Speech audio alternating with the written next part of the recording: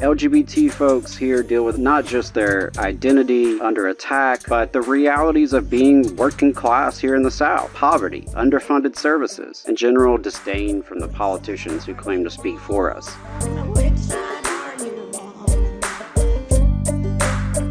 I did want to take a moment to just remark on the fact that it is June, it is Pride Month, and so, you're seeing the Pride celebrations and Pride flags, and you're seeing all that across the country. And I just wanted to remind folks that Pride started as a protest. It began with working class, queer and trans folks, black and brown folks, people who were fighting for their lives and dignity against police violence, discrimination, and a society that really treated them as disposable. And folks are still fighting today. On this show, we say that workers deserve dignity. Every worker, gay, straight, bi, trans, black, white, rural, city, union, non-union. At the end of the day, we're all workers, and we've got more in common with each other than we'll ever have with the bosses who are trying to divide us. So, for Pride Month, I want to just lift up the general theme of solidarity over bigotry, because the labor movement has a critical role to play in standing up for LGBT rights, not just in June, but every day of the year. And I came across a few news stories this week doing our research for the show, and saw where there are unions who are showing up in real ways this Pride Month across U.S. and Canada. The International Association of Firefighters, IAFF, highlighted affiliates who were participating in Pride events, not just by marching, but by giving back. IAFF members are making donations to LGBT advocacy groups, partnering with community organizations, fighting for safety and equality. And they wrote, "When our union shows up for Pride, it's not just a gesture, it's a message to our members and our communities. You belong, you matter, and we've got your back."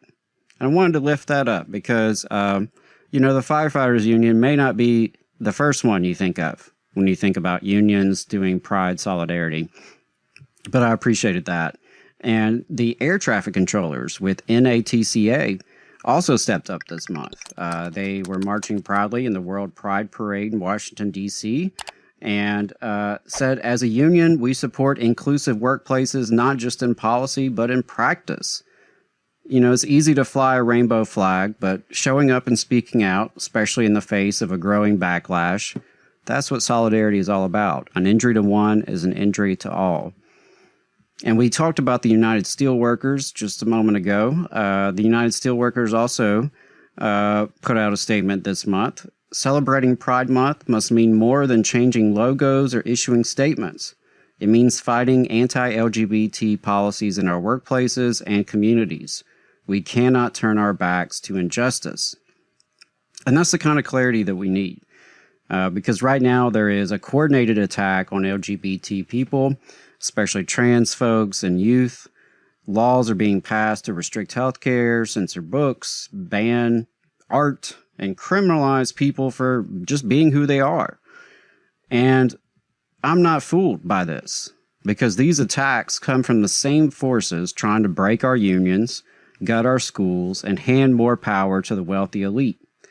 When they say parental rights or religious freedom, they mean the right of corporations and politicians to silence and punish anyone who doesn't conform. LGBT workers, especially queer and trans people of color, are more likely to be underpaid, harassed, fired, or denied benefits. In many places, they still have no legal protection from workplace discrimination. And that's just one more reason why unions matter. Unions are one of the few tools working people have to fight back and to win, whether it's through a union contract that protects against discrimination, or a union hall that builds community and solidarity across our differences. Organized workers can make change happen. The USW, United Steelworkers, reminded us, justice is never given, it must be demanded. Pride is about that demand. And here in the South, our role is even more important. Pride parades in southern cities, including here in Alabama, often face protests, hostility, even threats of violence. And LGBT folks here deal with a double burden. of not just their identity under attack, but the realities of being working class here in the South, right? Poverty, underfunded services, and just general disdain from the politicians who claim to speak for us. Hey, 5 seconds. Just wanted to say that this is only possible because of our donors. If you want to see more of this, then consider donating yourself at tvlr.fm/donate. But we do know better. We know that you can be queer and Southern.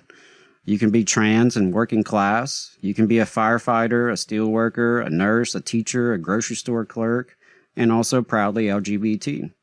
And you can be not LGBT and stand in solidarity with folks who are, right? As labor folks in the South, we have a responsibility to say that y'all means all. When the bosses try to divide us, when the right wing tries to scapegoat and smear our neighbors, we can't take the bait.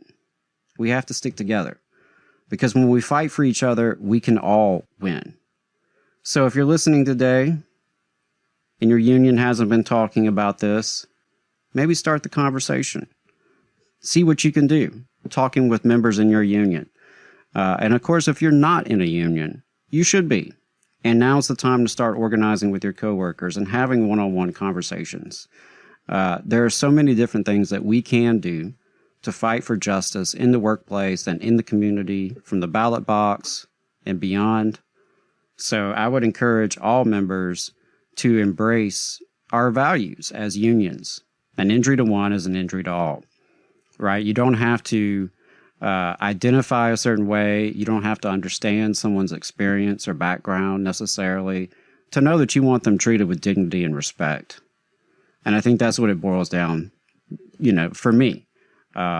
Like many of you listening, I have loved ones who are LGBT, and I am concerned for them. I'm concerned when the government is targeting them and their rights. I'm concerned when employers feel emboldened to violate rights and to discriminate at will. And I think it's really important that we show up for each other. We have to be willing to fight for someone we don't know. We have to be willing to fight for someone who's different from us.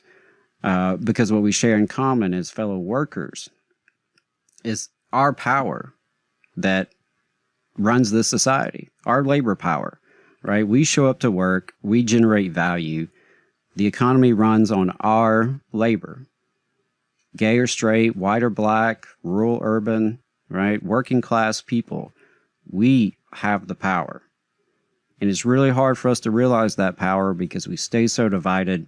And in the South, they have made a real art and science of that division, right? We know here in the South, we have a long, ugly history of bigotry of all kinds, various stripes.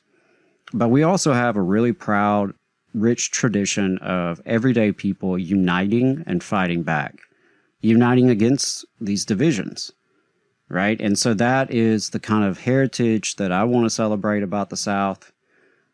We mentioned the Confederacy earlier.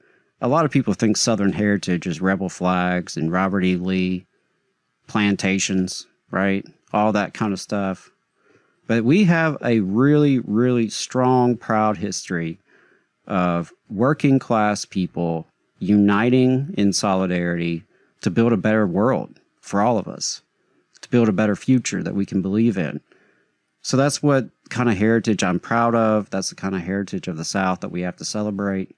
And, we have to build a labor movement that's powerful and militant and also inclusive, that doesn't leave any member behind, as Secretary Treasurer Fred Redmond said earlier in the program.